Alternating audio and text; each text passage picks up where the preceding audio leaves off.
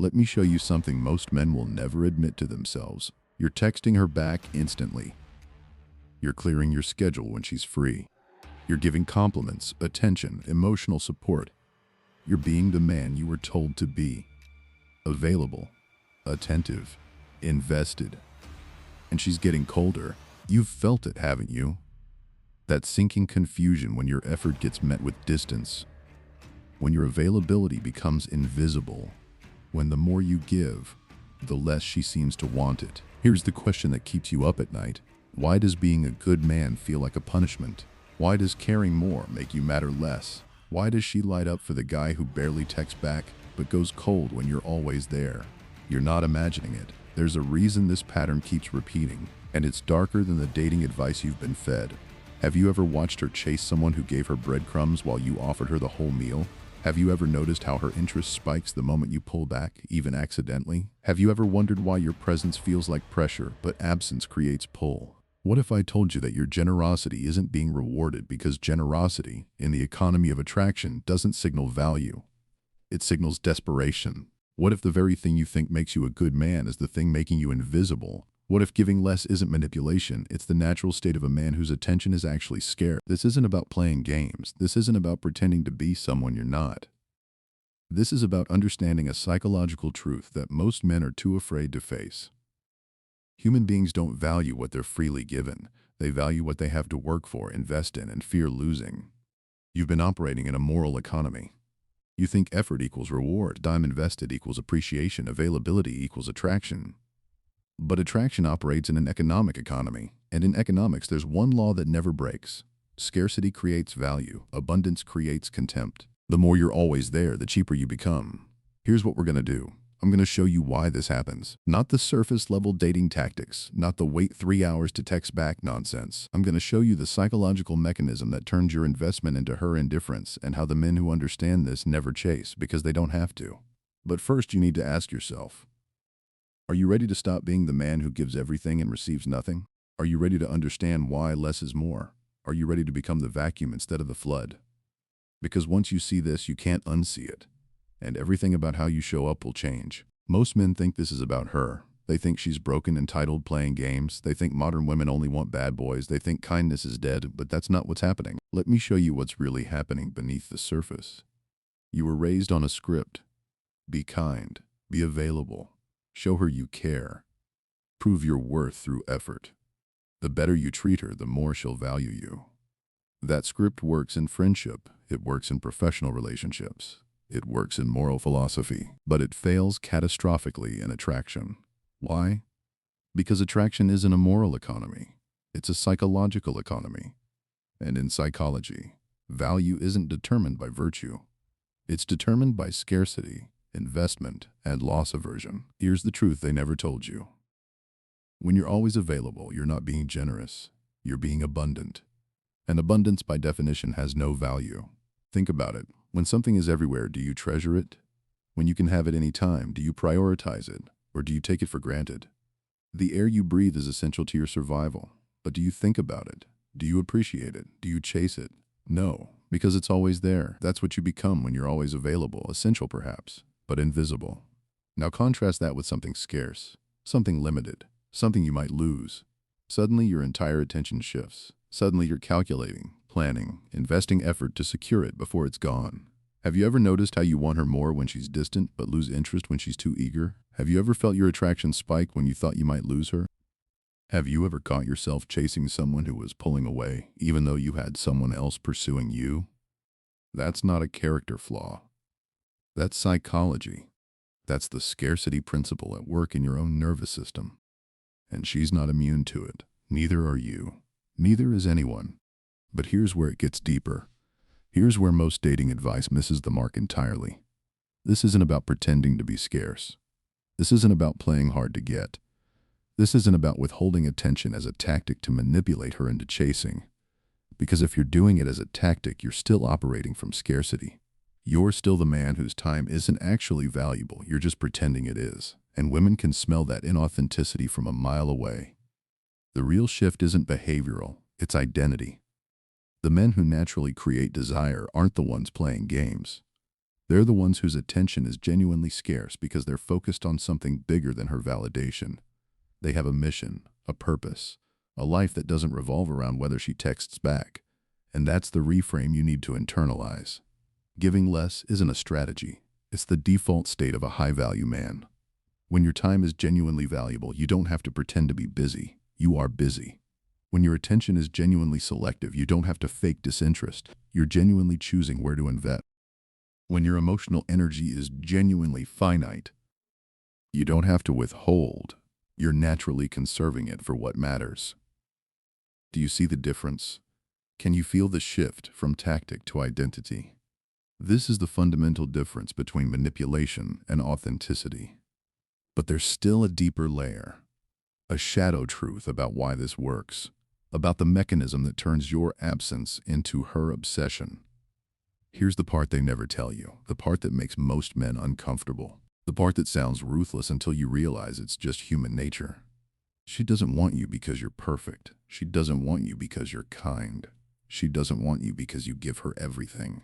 She wants you because she's invested in you, and she's afraid of losing that investment. There are 3 psychological levers at work here, 3 mechanisms that turn your scarcity into her obsession. Miss one, and the entire framework collapses. The first lever is investment theory, and once you understand it, you'll see it everywhere.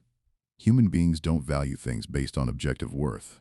They value things based on what they've sacrificed to obtain them. The more you invest, time, effort, emotional energy, opportunity cost, the more your brain rationalizes that investment by elevating the perceived value of what you've invested in. This is why people stay in bad jobs after years of climbing the ladder, why gamblers chase losses, why you can't throw away that concert ticket even though you're sick. It's called the sunk cost fallacy in economics. But in relationships, it's the engine of desire. When you give her everything freely, constant attention, instant responses, emotional availability, you rob her of the opportunity to invest. She doesn't have to work for it. She doesn't have to sacrifice anything. She doesn't have to choose you over other options. And without investment, there's no stake. Without stake, there's no fear of loss. Without fear of loss, there's no desire. You think you're building attraction by being available, but you're actually destroying it by removing the very mechanism that creates it. The second lever goes deeper. Psychologists have known for decades that human beings are more motivated by the fear of losing something than by the prospect of gaining it. Losses loom larger than gains in our emotional calculus. Think about the last time you almost lost something you took for granted. A relationship, a job, your health. The moment it was threatened, its value skyrocketed in your mind, didn't it? That's loss aversion, and it's one of the most powerful psychological drivers in human behavior. When you're always there, she has nothing to lose. You're a guaranteed resource, a sure thing. And sure things don't trigger loss aversion. They trigger complacency. But the moment you pull back, the moment your attention becomes uncertain, your time becomes limited, your emotional availability becomes conditional, her brain shifts into loss aversion mode. Suddenly she's calculating the cost of losing you. Suddenly she's aware of the investment she's already made. Suddenly she's pursuing to protect that investment. Have you ever noticed how her texts become more frequent the moment you go quiet? Have you ever seen her interest spike the second you stop initiating? Have you ever watched her chase when you stop chasing first? That's not her playing games. That's her brain protecting her investment. That's loss aversion kicking in. Here's the shadow truth underneath all of this, the third lever. The uncomfortable reality that most men don't want to face. Her pursuit isn't about you, it's about her. She's not chasing you because you became more attractive. She's chasing you because her brain can't handle the cognitive dissonance of having invested in something that might not pay off. Her increased interest is a defense mechanism, not against losing you, against losing her own investment.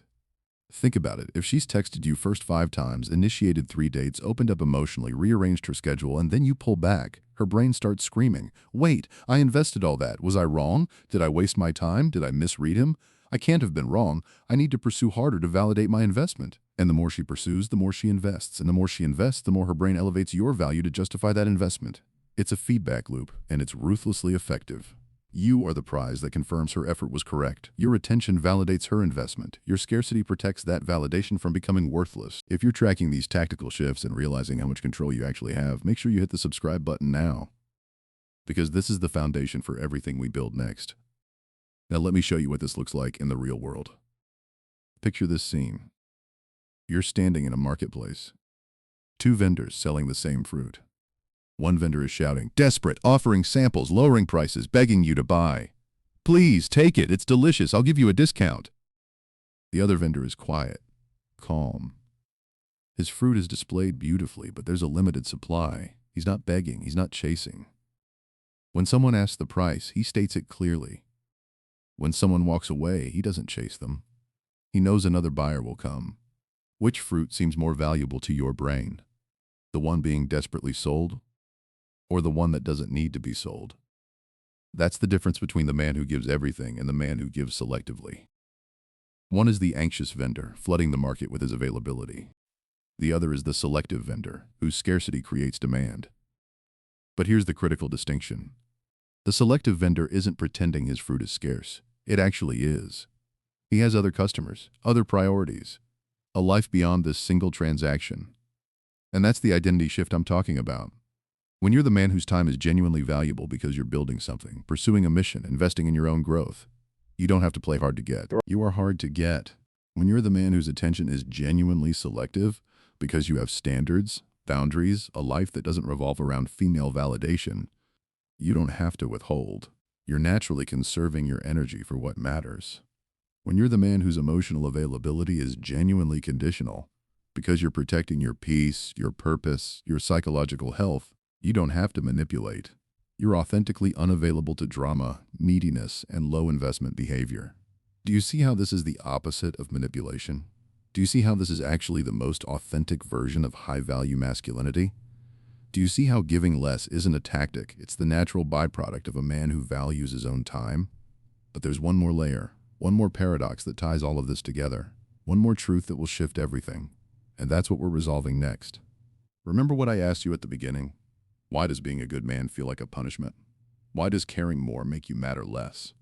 Here's the answer. Here's the paradox that changes everything. You're not being punished for being a good man. You're being ignored for being an abundant man. Goodness and scarcity aren't opposites. You can be both. In fact, the highest value men are both.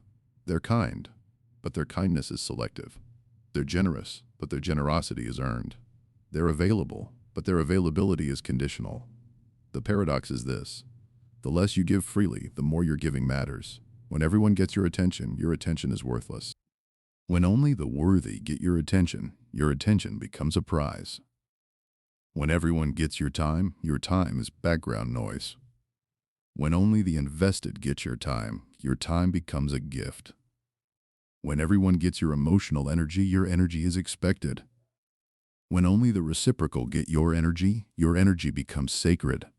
This is the shift from abundance to scarcity, from free to earned, from default to selective. And here's the part that redeems the entire framework. This isn't about becoming cold. It's about becoming discerning. It's not about punishing her for not investing. It's about rewarding her when she does. It's not about withholding to manipulate. It's about conserving to protect your own well-being. You're not giving less to play games. You're giving less because you've realized your time, attention, and energy are finite resources. And finite resources must be allocated wisely. Think about the man you're becoming when you internalize this. You're not the anxious vendor chasing every potential buyer. You're the master craftsman, whose work is so valuable that people wait in line for it. You're not the flood overwhelming her with your presence. You're the rain, arriving when needed, nourishing what's ready to grow, disappearing when your work is done. You're not the man who needs her validation to feel valuable. You're the man who knows his value and shares it selectively with those who recognize it. Can you feel the difference in energy? Can you sense the shift from depletion to conservation? Can you see how this version of you is more attractive not because it's manipulative, but because it's authentic? Here's the final piece. The thing that makes this whole framework work. When you give less, you're not just changing her psychology. You're changing yours. You're no longer outsourcing your worth to her responses.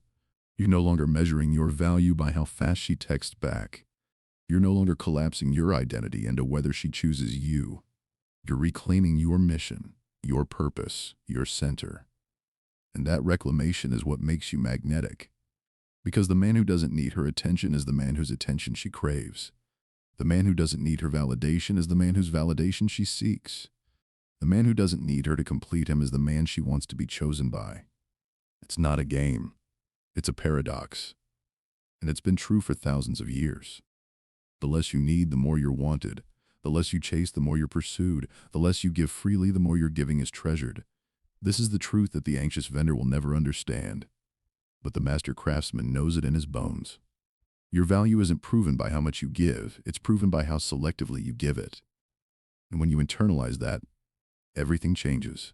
So what does this look like in practice? How do you become the man whose attention is genuinely scarce? Not through tactics, not through games, through identity. Here's the integration. First, reclaim your mission. Right now, today, ask yourself, what am I building that's bigger than whether she texts back? What's the project that makes you lose track of time? What's the skill you've been neglecting? What's the vision you've been postponing because you were too busy being available to everyone else? Satir. Your mission isn't a side hobby, it's your center. It's the thing that makes your time genuinely scarce. It's the thing that makes your attention genuinely valuable. When you have a mission, you don't have to pretend to be busy. You are busy, and that authenticity is what creates natural scarcity.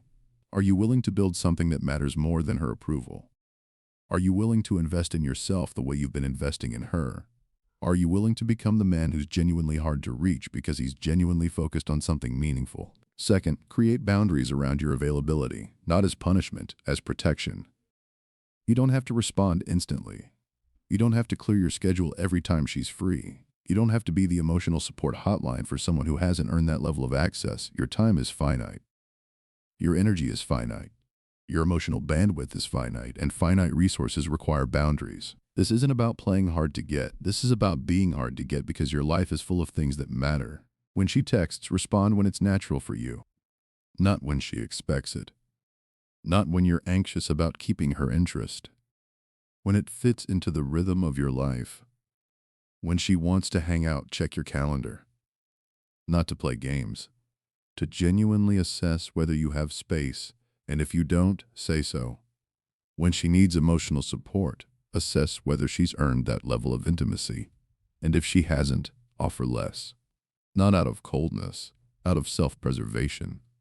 Do you see how this is self-respect, not manipulation? Do you see how this is boundaries, not games? Do you see how this is authenticity, not tactics? Third, invest your energy in reciprocity, not potential. Stop giving your best to people who haven't earned it. Stop pouring yourself into situations where you're the only one investing. Stop waiting for her to recognize your value. Instead, match energy, match investment, match effort. If she texts you once a week, you text her once a week. If she initiates half the time, you initiate half the time. If she makes space for you, you make space for her. This isn't scorekeeping, this is equilibrium. This is honoring your own worth by only investing where investment is reciprocated. And if she doesn't step up, if she doesn't match your energy, if she doesn't pursue when you pull back, then you have your answer, and you move on. Not bitterly, not resentfully, with the quiet confidence of a man who knows his value and won't settle for less. Are you ready to stop being the only one building the bridge? Are you ready to let her show you through her actions, not her words, whether she's worthy of your investment? Are you ready to walk away from low investment situations with your dignity intact? Fourth, embrace the discomfort of scarcity, because it's going to feel wrong at first. You're going to want to text her. You're going to want to fill the silence. You're going to want to reassure yourself that she's still interested. That anxiety is your nervous system adjusting to the new paradigm. That discomfort is your old identity dying. Let it die. Sit with the discomfort of not knowing whether she'll reach out. Sit with the uncertainty of whether she'll chase. Sit with the possibility that she might not, and that you'll be okay anyway. Because that discomfort is where the transformation happens. That's where you stop being the anxious vendor and become the master craftsman. Can you tolerate not knowing? Can you tolerate the space between you? Can you tolerate the possibility of loss without collapsing into pursuit? That's the final test. And when you pass it, you'll realize something profound.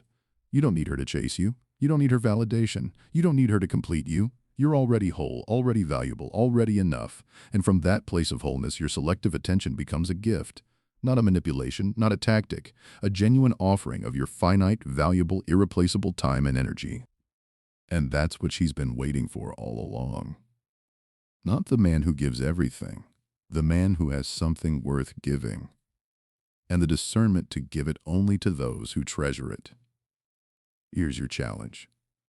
Starting today, reclaim 1 hour. 1 hour where your phone is off, where you're unavailable, where you're focused entirely on your mission. Build something, create something, train, read, work on the project you've been postponing. Make your time actually scarce, make your attention actually valuable, make your presence actually selective, and watch what happens. Not just to her interest, but to your identity, to your confidence, to the way you see yourself. Because the man who gives less isn't diminished. He's conserved, focused, powerful. And that man doesn't chase. He doesn't beg. He doesn't flood. He builds. He chooses. He offers. And the right woman will recognize that value. And she'll invest. And she'll pursue. And she'll treasure what she had to work for. And if she doesn't, you'll already be too focused on your mission to notice. That's the paradox.